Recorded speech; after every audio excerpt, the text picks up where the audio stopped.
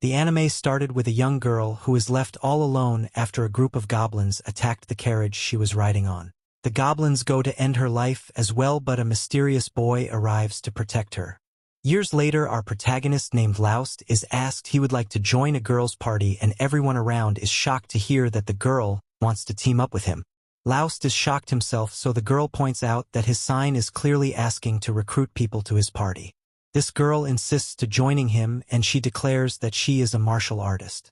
Laust introduces himself as sort of a healer, but an employee of the Adventurers Guild rushes to stop the girl from making the biggest mistake of her life. Her name is Amherst, and she warns the girl named Narsena not to join Laust's party. Amherst reveals that this guy has been given the nickname the Incompetent Laust. He is a healer, but he only knows the beginner magic spell called Heal. He is a labyrinth orphan, and just like the rest of the parentless children, he grew up as an adventurer. However, even after all these years, Laust can't even use an area heal or a high heal spell. He is known by all as an absolute failure of a human being. Despite all this, Laust managed to join a party called Lightning Sword. That is until recently, when he was kicked for not being able to use detoxification magic. Everyone knows how incompetent he is, so no one ever invites him to join their parties. Amherst warns that Narsena will never be able to make any money if she parties up with Laust, but Narsena reveals that she already has plenty of money. Amherst panicked when she sees how much cash Narsena was just carrying around, and she explains that most of the adventurers in this town are gangsters. Everyone looks pretty menacing, so Amherst tells Narsena to never show such large amounts of money. Narsena graciously thanks her, and Amherst can tell that she is pretty new to this whole adventuring thing. Amherst offered to introduce Narsena to a nice beginner's party, but the little grifter says that she will have to charge Narsena for her services. Narsena surprisingly rejects the scammer because she has been wanting to join Laust's party for a really long time. Laust and Narsena to sign some papers to make the party official, and Narsena stares a hole right through Laust's skull. She admires him a lot for some reason, and she's relieved to finally meet him again. The little weirdo is startled when Laust asked her to sign her name, but she gathers herself. Laust pays the guild fee, and their party is now official. Outside, Laust explains that no one has ever explored the deepest part of the Marmat labyrinth. There are still many mysteries inside, and no one even knows who the final boss is. Many adventurers have dreams of finding vast riches inside, so they have gathered a Marmat city, making it one of the largest cities in the nation. Laust is a psychopath, as he wants to go to the labyrinth right this second, so Narsena wonders if that's really okay since they've just formed their party a couple of hours ago. Also, before leaving, Amherst told Laust that he could only take Narsena to the grasslands because she is still a novice. The labyrinth leaks magic power to a few places around it, and it causes monsters to spawn there. The grasslands are one of these places, but only weak monsters spawn there. It's the best place for beginners, but it's too big, and it's hard to find monsters. The labyrinth is the exact opposite, as it's filled with monsters, and that's exactly what Laust is looking for. He assures Narsena that they won't have any problems as long as they don't go too deep inside, and he can handle things if they get bad. Laust is strangely confident for a healer, but he says it's nothing, and they continue on. When they arrive, Narsena insists on taking the lead.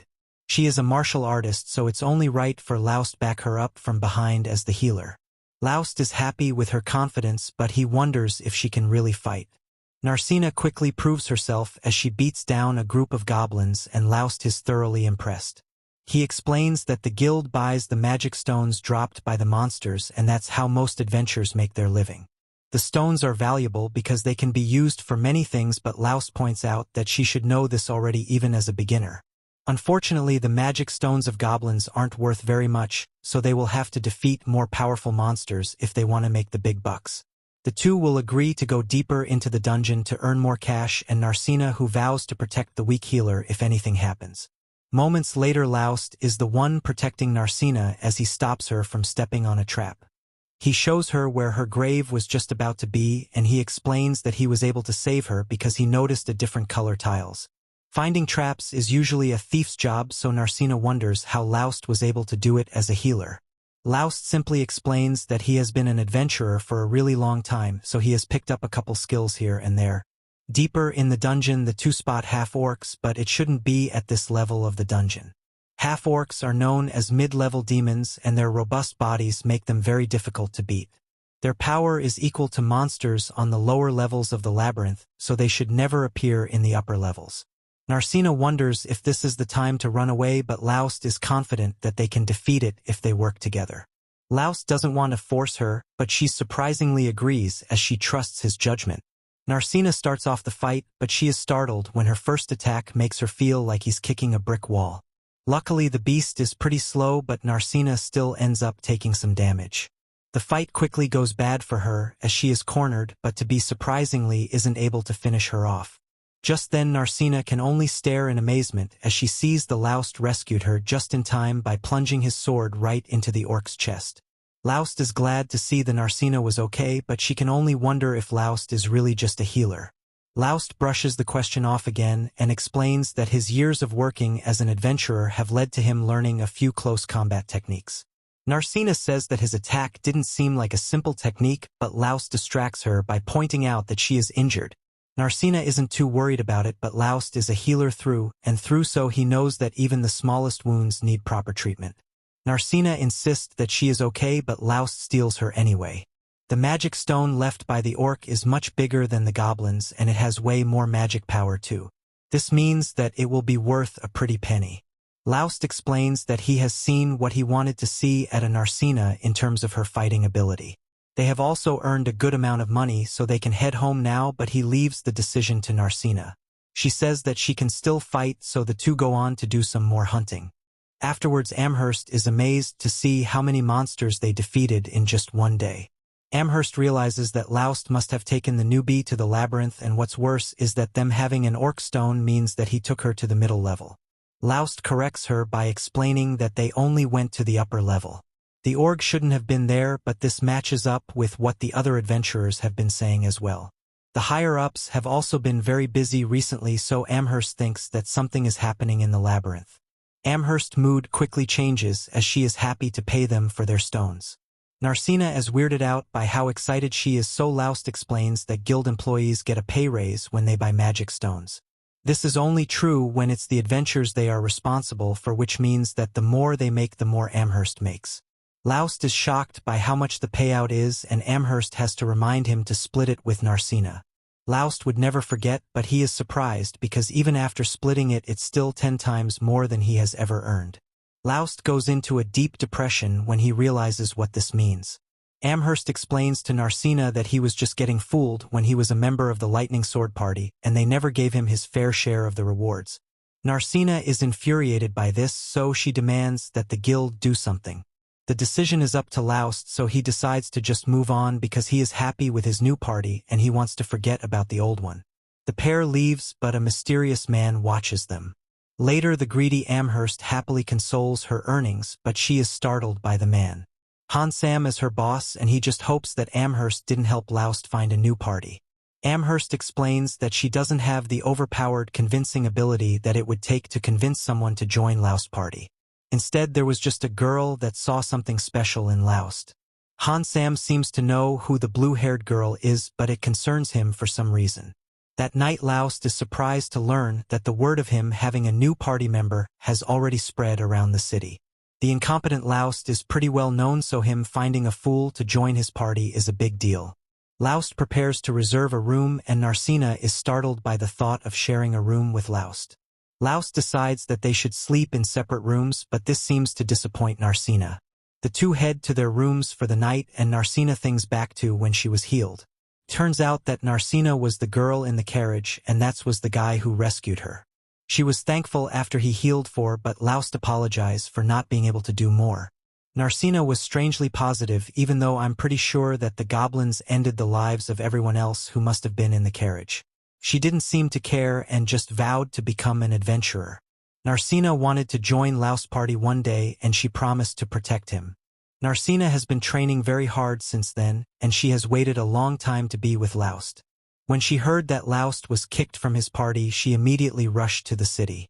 The little stalker is pleased to see that her plan has worked perfectly. She formed a party with Laust, and they even defeated an orc. She is doing it all for him, so she becomes depressed when she thinks about how Laust didn't even recognize who she was. That's understandable since her appearance has changed so much, but that isn't all that has changed. Laust is much stronger than before, and he doesn't seem to need her protection. Narsena snaps herself out of her depression and reminds herself that she promised to protect Laust no matter what. The remotivated Narsena prepares for bed, but one thing still doesn't make sense to her. She can't figure out why people would call Laust incompetent when he is actually really powerful. A look back shows how Laust's old party was in really bad shape after getting wrecked by a fearsome dragon. Laust healed the girl, but he could not detoxify her ailments. He assured her that the poison would go away if she just rested for a bit, but this just upset the girl. The party began to fall apart because the leader needed them in the fight, but the girl was in no shape to battle.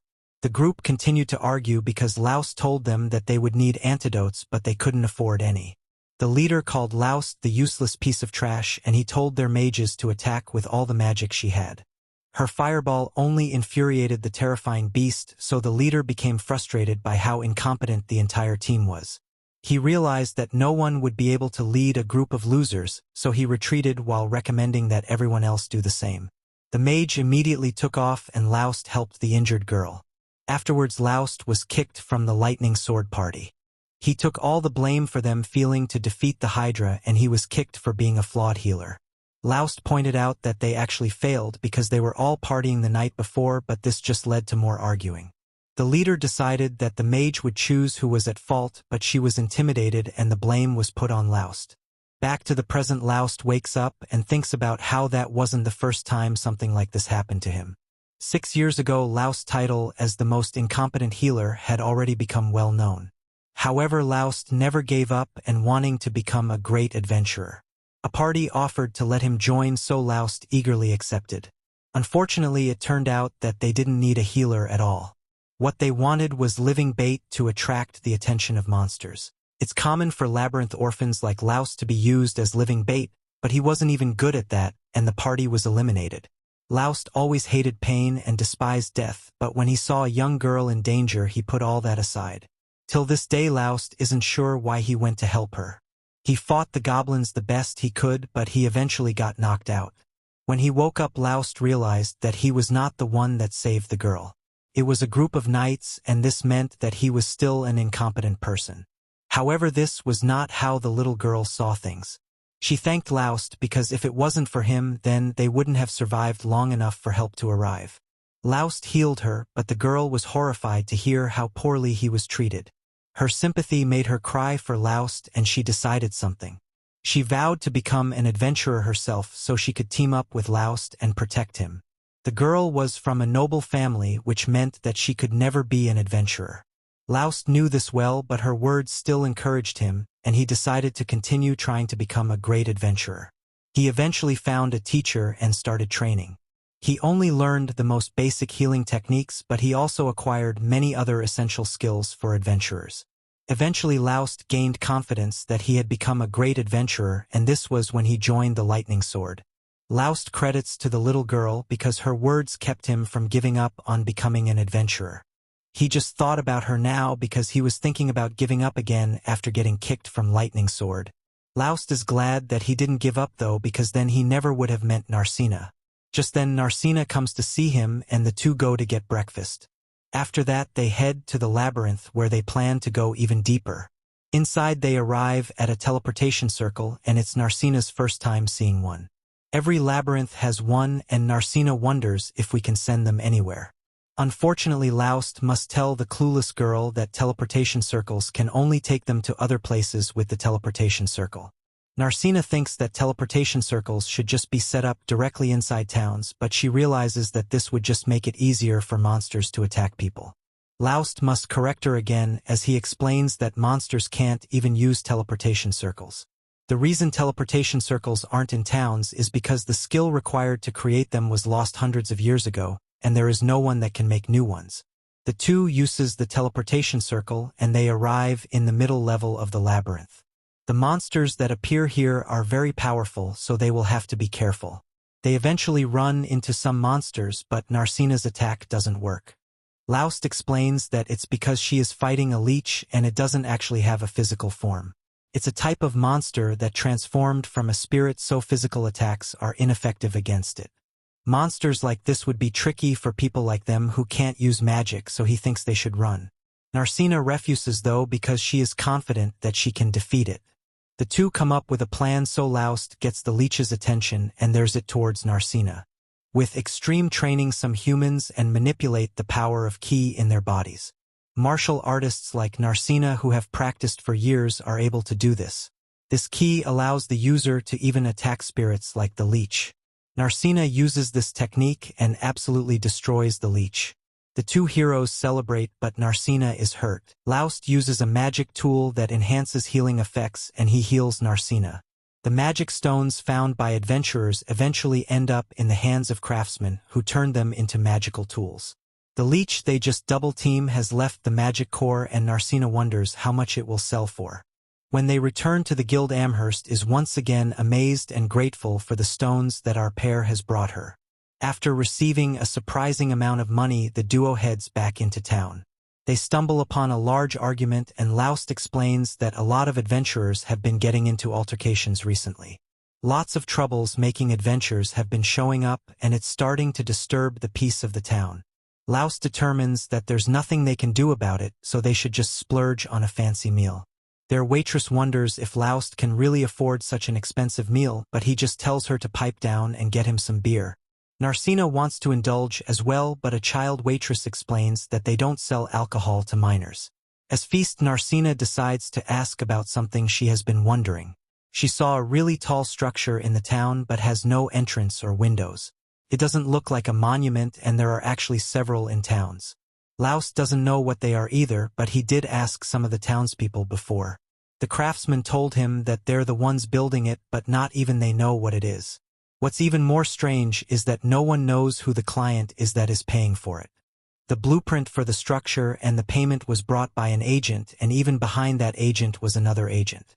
There are a string of agents involved, which makes it very clear that the person behind it all does not want to be found. The structures aren't really bothering anyone, so other people don't really question it. Laust thinks that they should be making a city wall instead, but Narsena likes the city better this way. Laust points out that they are vulnerable to an invasion, but Narsena surprisingly says that there is no need for protection. There are more adventures in this town than any she has ever seen before, so thieves and monsters would have no chance during an invasion. Later the two had to sleep for the night. Narsena wants to say something to Laust, but she ends up chickening out. Narsena thinks about how she wanted to share a room with him, but she just can't get herself to tell him.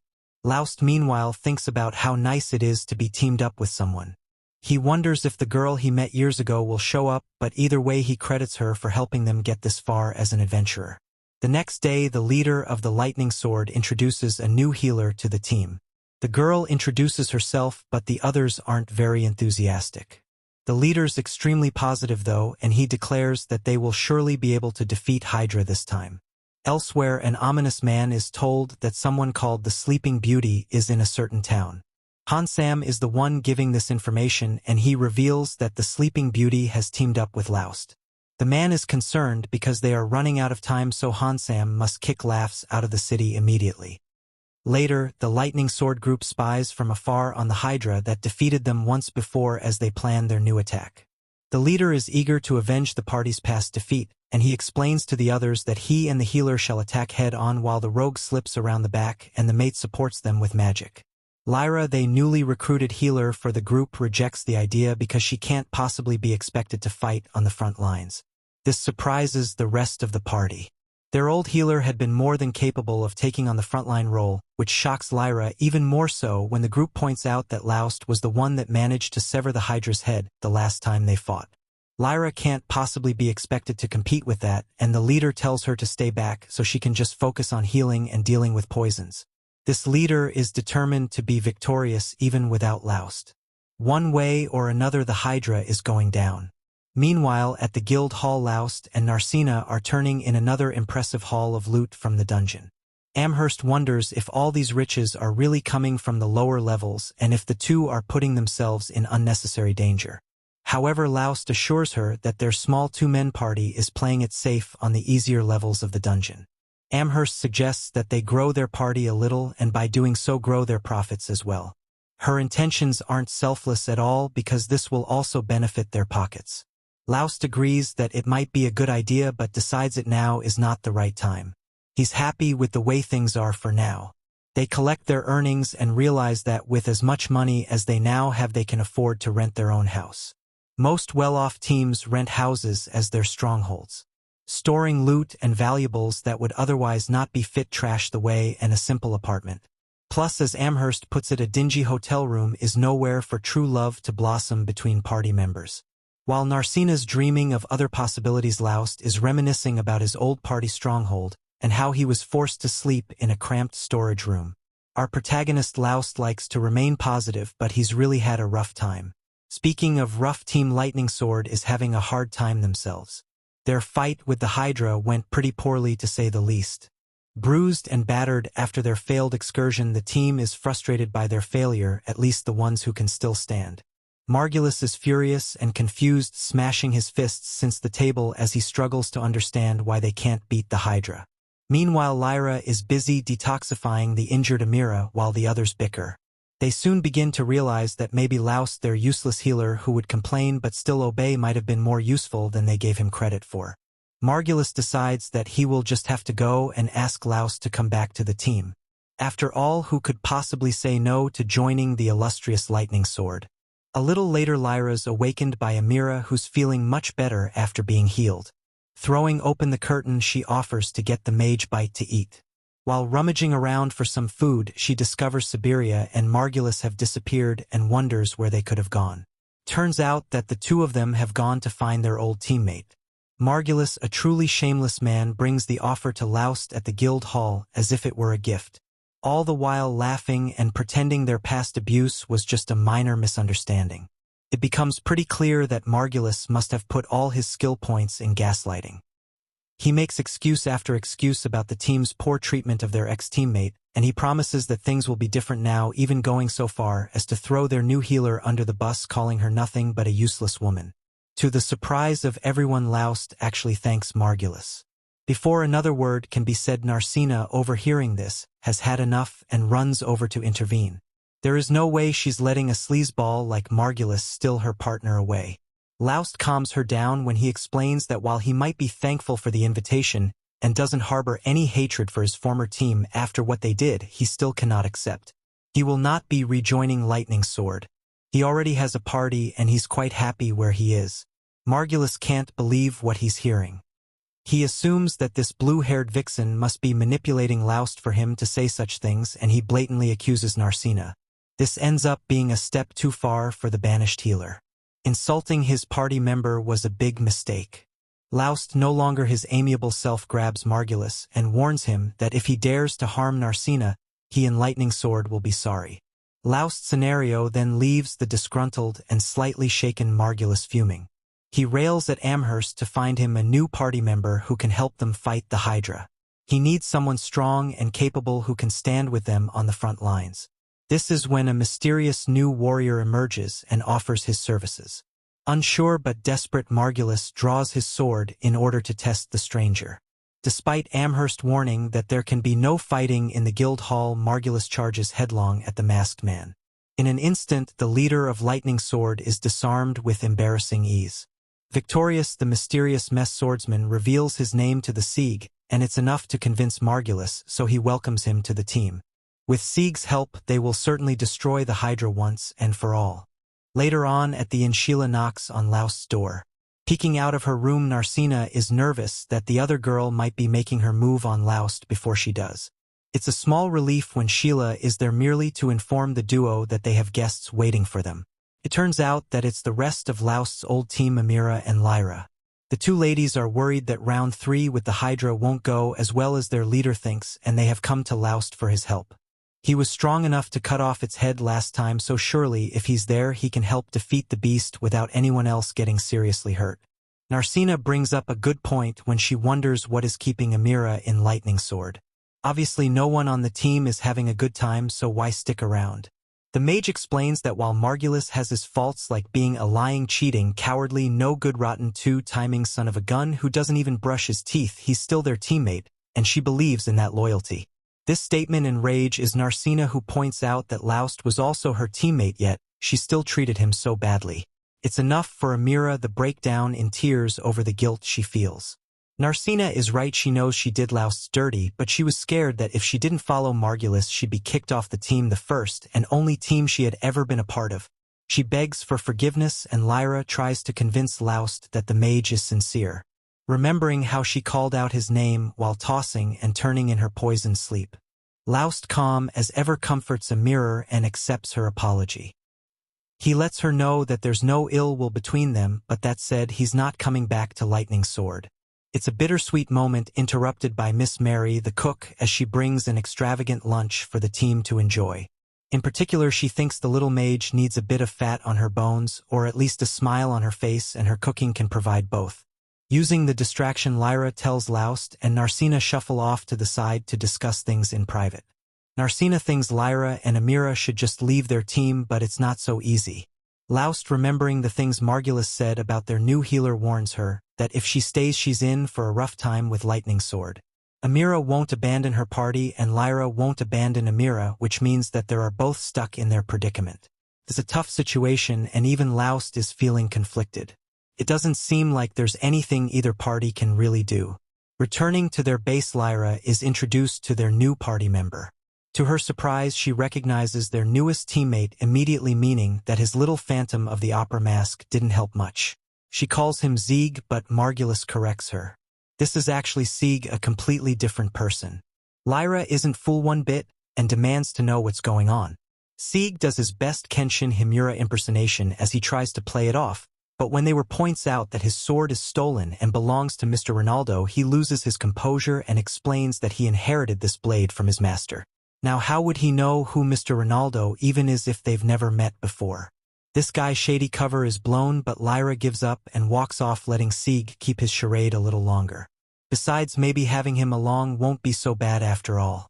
As the storm gathers, both parties adventure forth, neither sure of what lies in store.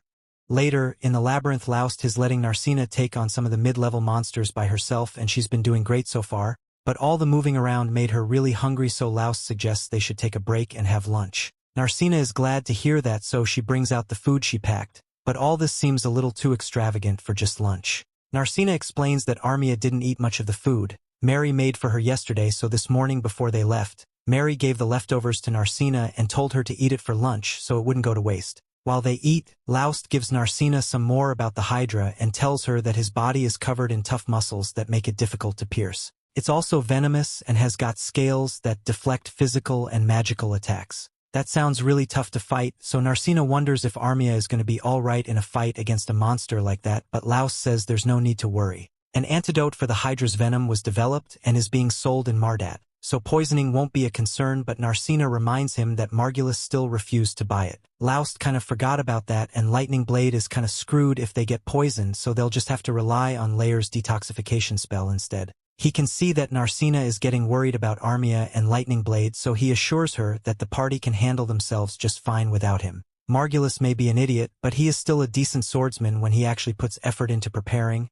and Siberia is quick on her feet, so she should be able to avoid most of the Hydra's attacks. Any case has nothing to do with Laust, and this is something Lightning Blade has to handle on its own, and they'll probably be fine. Laust gets up and says they should keep going, but Narsena tells him she's getting sick of exploring the same labyrinth over and over, so she wants to try something new, and it just so happens that there's a swamp nearby, so she wants to go there for no particular reason and definitely not because she's worried about Armia. Meanwhile, in the swamp, Lightning Blade is battling the Hydra, and with his exceptional skills, Sieg is able to severely wound the Hydra, and he could have taken it down just now, but he chose to hold back and returns to the ground. Margulis asks Sieg why he didn't finish the Hydra off, and Sieg has his reasons, but to convince Margulis, he tells him it would be much cooler if the party leader was the one who slay the Hydra, and Margulis agrees, so he charges or to attack it again. Lyra wishes Margulis wouldn't rush into things from the front all the time, but Siberia says that's just how he is. Lyra has done healing her, so Siberia is able to return to battle as well, and from what Lyra can tell, Sieg is the strongest person in the party, but it doesn't look like he has any intention of joining the fight again, so it's up to the others to finish off the Hydra. Still, his previous attacks left the Hydra weakened and slow, so as long as Siberia can successfully distract the Hydra long enough, Margulis's frontal assault strategy will actually work. Armia is also keeping the Hydra busy with her magic, so if things keep going like this, then the team will eventually win. But just when things were going their way, the Hydra launched a rock and knocked Armia into the ground, then menacingly looms over her body, and Armia is so scared that the fear literally starts seeping out of her body. Monsters feed on the fear of humans, and normally you should be able to see fear like this, but it is visible because of an abnormally high amount of mana in the area. Mana concentrations of this level should only be possible in the labyrinth, but the Hydra is taking full advantage of it and begins to evolve. This is truly a frightening sight, and none of the others are capable of handling this on their own, so Sieg decides to step in. Lyra to take care of Armia and tells Margulis that he has to retreat immediately, but Margulis refuses to back down since they've already done a lot of damage to the Hydra, so it shouldn't be that hard to finish it off before it transforms. He leaps up into the air and attempts to slash the Hydra's head off, but once his sword connects with the monster's head, it shatters and Margulis is left completely defenseless as the Hydra prepares to counterattack. However, before the Hydra could land a fatal blow, Laust shows up and deflects its attack along with Narsena. The Hydra backs off momentarily and Sieg thanks Laust for his help, but he says we'll handle the things for here, so he wants Laust to go check on Armia since she's hurt. Lyra has already begun healing Armia, but the damage she sustained is severe and wizards are resistant to magic, so Lyra's healing magic isn't very effective. Laust offers to do the healing instead, so Lyra lets him. She doesn't see what good it would do since basic healing magic is still going to be ineffective in this case. However, to her surprise, Laust starts spam casting heal until Armia begins to recover. This is the most absurd thing she's seen all day, but Margulis and Siberia don't think there's anything strange about it, since this is how Laust always use healing magic, so they thought it was common practice. Lyra explains that not only is it extremely difficult to overlay heal spells like that, but she has never heard of the improving the efficiency of a heal spell before. Thanks to Laust, Armia soon wakes up and she's really glad to see Laust, so she thanks him for coming to help, but she soon passes out again. Laust is dealt with most of her injuries, so she just needs to sleep for a while to recover her strength, but just when Laust thought his job was done, the Hydra screeches a battle cry which loosely translates to, "Laust, come at me bro, I want a rematch." Sieg going to kill himself, but since it seems to be holding a grudge against Laust, he asks Laust if he wants to do it instead. Laust agrees to fight the Hydra, and since Laust is going, Narsena said she'll fight as well. Nothing Laust will get her to change her mind, so he lets her fight by his side, but only under the condition that she must retreat instantly if she feels that she is in danger. Since has been settled that Laust and Narsena will be fighting the Hydra, Sieg tells the others not to get involved in the battle for their own safety. Narsena throws the first punch to disorient the Hydra, and Laust follows it up by slashing at one of the Hydra's heads. Sieg also decides to join in, so B charges at the Hydra and uses his sword to slash off one of its heads. Margulis is amazed by this since Sieg is a lot stronger than he had initially thought, but even as Sieg is strong, he wonders how Sieg's sword remained intact when his own shattered upon contact with the Hydra.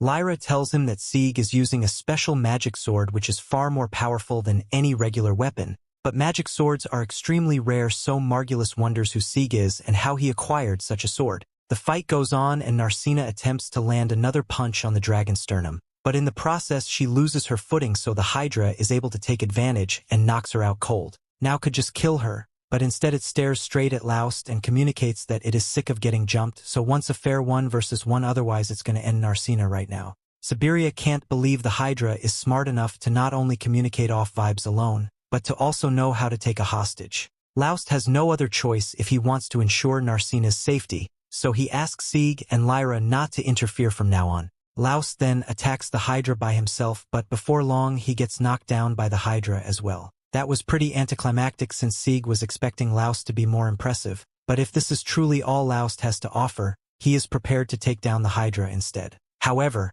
as Laust is about to lose consciousness, he reaches out to Narsena in an attempt to protect her, and all of a sudden energy begins flowing out of his body, and he stands back up to face the Hydra. Something is clearly different about Laust, but before the Hydra can react, Laust dashes forward and slashes of all the Hydra's heads in one fluid motion. Once the Hydra has been defeated, Laust loses consciousness again, and by the time he wakes up, Narsena is standing over him asking if he's alright. He says he's fine, but he's more concerned about Narsena's health, since she took a direct hit from the Hydra. Narsena says she's perfectly fine, but only because Lyra brought an antidote potion for emergencies, and that thing was expensive, so Lyra says she will charge him for it later. That aside, she asks Laust what happened to him earlier, but Laust has no idea what she's talking about. Just then Margulis interrupts and starts complimenting Laust on his strength and tries to convince him to rejoin his party. Laust cuts him off and says he's never going to rejoin Margulis' party, but Margulis keeps talking anyway. He says a lot of valuable magic stones were dropped from the Hydra, and he is willing to split 3 ways with Laust if he joins them. But Laust finds it odd that Margulis only intends to split the reward 3 ways, so he asks what means by that. Margulis says he's only going to split it for himself, Siberia, and Laust, so the other gets nothing. Lyra and Sieg are new to the party, so they couldn't care less about them, and Armia gets scared and hurt so often that he thinks she's useless now and wants nothing to do with her. Hints Siberia he can consider selling her off as a slave just to get rid of her, and at this point, Laust has had enough, but before he can do anything, Narsena beats him to the punch and knocks Margulis to the ground. Margulis begins bitching and yells that it's against the guild's rules for adventurers to attack each other, so he's going to report Narsena to the guild and have her expelled from the guild. He asks if everyone saw what Narsena did, but strangely everyone got hit with sudden wave of blindness when Narsena hit Margulis. But what they did see was the fact that Margulis and Siberia were talking about selling Armia off as a slave, and there are laws against that here, so they are both guilty of attempted human trafficking. Sieg couldn't possibly overlook such a heinous crime, so with his authority, he says he is placing them under arrest. Back at the guild, we find out the Sieg's real name Sieg, who is a direct adventurer of the royal family, and he had received reports that the security in this town was deteriorating due to the adventurers here. So he was sent out to investigate it, and as soon as he arrived, he met Margulis and Siberia. Lyra asked him what will happen to those two, and according to the rules, not only are they automatically expelled from the guild, it will be charged with human trafficking, which could lead to a lifetime of prison with forced labor in the best case for them. Margulis and Siberia start freaking out and begin pleading with Zyge to spare them because they can't afford to spend the rest of their lives in prison. They sound so pathetic that Laust starts to pity them, so he asks Zyge if he can talk to him outside for a second. Zyge agrees and asks what Laust wants to talk about, so Laust explains that those two may not be the most upstanding people, but just like him, they once had dreams of living as adventurers. However, at some point their dream changed to become top adventurers, and that led them to become obsessed with fame and fortune. Laust's point is that Margulis and Siberia weren't always like this, so while most people would have given up on them by now, Laust still wants to give them another chance to live as good adventurers, so he asked Zyge to let them off the warning this time. Zyge doesn't understand how Laust can be so forgiving, but since it's what he wants, he releases Margulis and Siberia, but he warns them that if he ever so much as hears a rumor about them causing trouble, they will never see the light of day again. Margulis and Siberia take the hint and immediately start running to get as far away from Zyge as possible. Once they are gone, Amherst asks if it is really okay to let those two off the hook too easily. Zyge tells her that even if they expelled those two, it wouldn't make them better people, so he will be monitoring them to see if this has scared them straight or not. At the same time, Narsena apologized to Laust because it was her that forced him to get involved and help Margulis, but Laust tells her it's all right. He may never be able to get over how Margulis the Superior treated back when he was a part of their party, but he feels a lot better now those two have left town, so he won't have to worry about them anymore. Later that day, Zyge meets with Lyra and Private to explain the real reason he came to the city. He was tasked with monitoring Mardat City because there have been an unusually high number of monster evolutions taking place here, and there's definitely some foul play at work, so he needs to get to the bottom of it. And to do that, he's going to need Lyra's help, so if he wants to form a party with her like before. Lyra isn't opposed to the idea, but she says she will only agree to it if Zyge allows Armia to join as well, since Armia needs somewhere to go. Zyge says she's fine with it, and in fact, it works out great for him since more party members means he can expand his surveillance, and there's a particular adventure that he has become interested in. Later we see that the 3 failures Zyge, Lyra, and Armia have banded together. The young mage seems pretty shaken up after doing so much child labor, so Laust congratulates her and the others on teaming up. Laust and Narsena then begin the day but heading to the guild hall. The battle with the Hydra has left them quite a few magic stones to exchange for cold hard cash, but Laust is more interested in taking on their first quest. He explains that there's more to being an adventurer than just fighting monsters. Hunting down important items and defending those who can't defend themselves also constitute the duties and responsibilities of an adventurer. He wants Narsena to gain as much experience as she can, and Narsena nearly passes out when she realizes just how much he cares about her. At the guild, the pyramid which strained and venomous glares from the others. It seems news has spread of Laust's victory over the Hydra, and he warned his partner that there might be some dirtbags who want to steal their magical stones. One of these dirtbags named Marnell approaches Laust and asked if he has a moment to talk. When Laust seems a little hesitant, Marnell tells the rest of his cronies to go kick rocks so they can have a more personal conversation.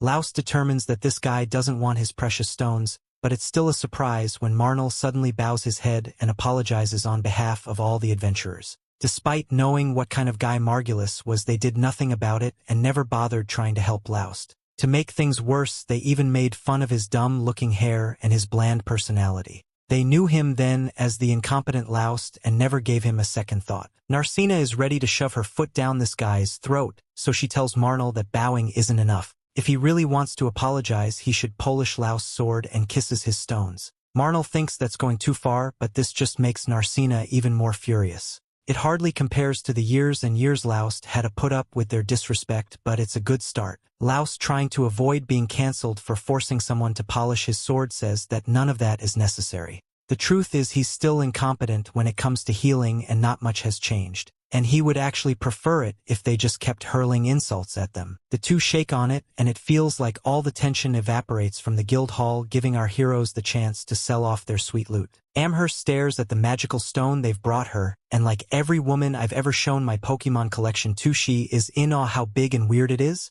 Laust suspects its strange shape as a result of the monster's mutation, and Narsena is worried it will affect the price. It turns out that she's right. The guild is willing to pay 10 times or more what they normally would for something so valuable and rare. The fact that it mutated at all is of some concern, though. Monster shouldn't be absorbing enough mana to change it like that outside of the labyrinth.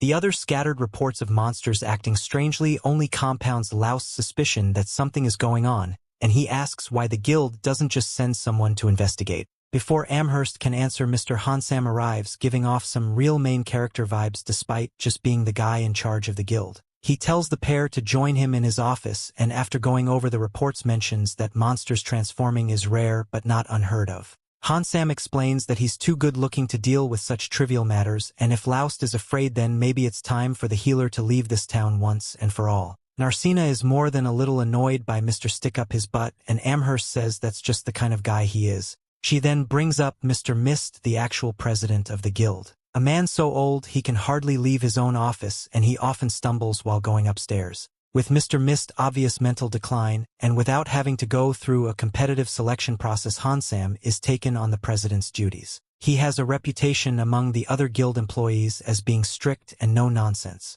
Laust isn't into all the workplace gossip, so he has to be showing all the available quests. Narsena is appalled by how paltry some of them are, like this one where some guy just wants to go fishing in the underground lake of the labyrinth and needs an escort. Amherst, eager to collect more racks, reminds her that every job with the reward is a job worth doing. Laust comes across a mission to defeat a bunch of monsters. Narsena jumps at the idea of a worthy mission, but Amherst says that it's a no-go. It turns out that a phoenix is lurking dangerously close to a teleportation circle they would have to go through. The quest would earn them a ton of coin, but a healer and a martial artist trying to fight a phoenix is suicide. They don't have long-range attacks, so in order for them to accept the quest, they would need to have at least a warrior, a mage, and a healer that can actually use area heals. If they're really interested in defeating the beast and claiming the massive reward, the two of them are going to need help. Our two heroes become excited when they realize that they know the three perfect adventurers who recently formed the party. Lyra and Zyge are interested in the job, with Lyra having the audacity to whisper about Laust right in front of him, as if he has lost his hearing. She tells Zyge that this is a good chance to observe the banished healer, since that was his reason for sticking around in the first place.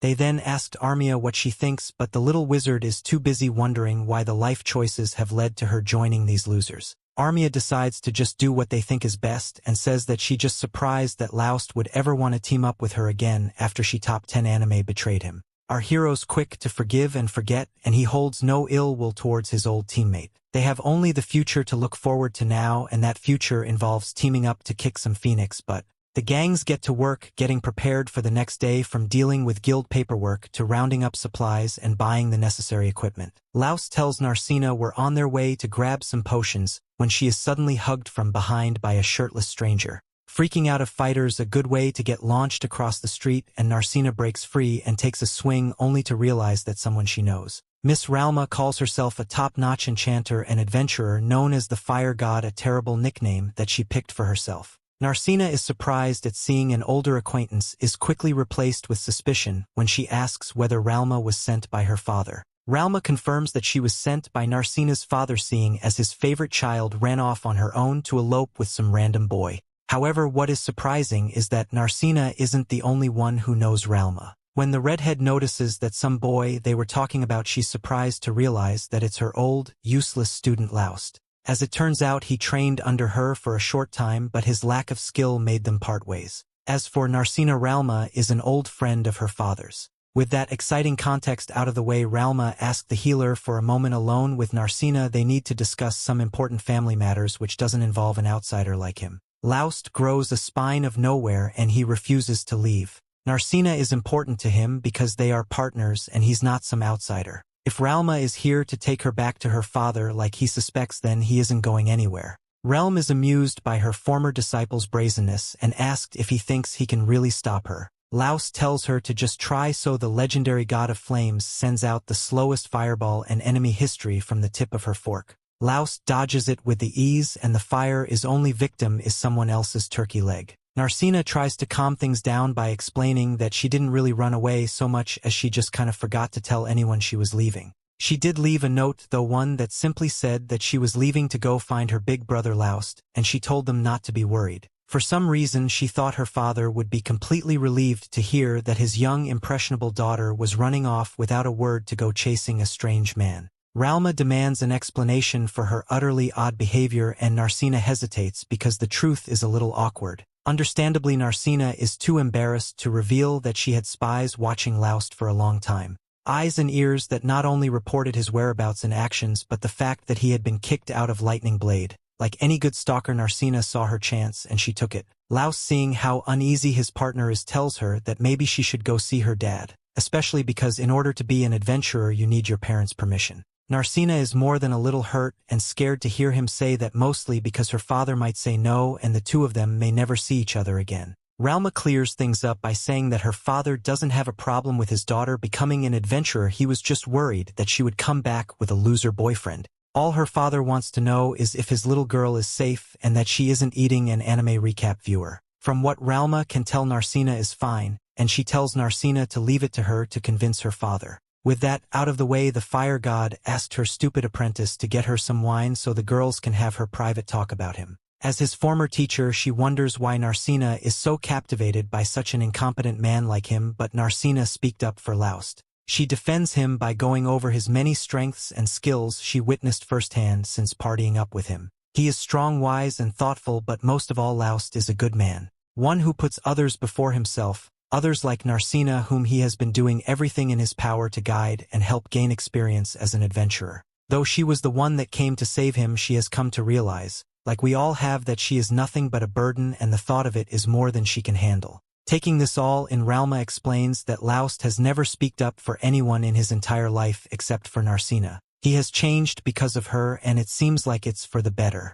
Ralma suggests the girls stick around with her healer friend for a while longer and visit two of them. Good luck on their journey. As for her, she has her own mission. Mr. Mist, the mysterious president of the guild, has some secrets that the fire god plans to bring to light. With preparations complete and all doubts cast aside, the team of Lyra the healer, Zyge the saber, Armia of the wizard, and of course our favorite incompetent healer and his fighter companion are assembled and ready. There is some poor phoenix out there that's going to get wrecked. And with that, we have come to the end of this part. Stay tuned for next part. Don't forget to subscribe to the channel and activate the notification bell to receive all the latest updates.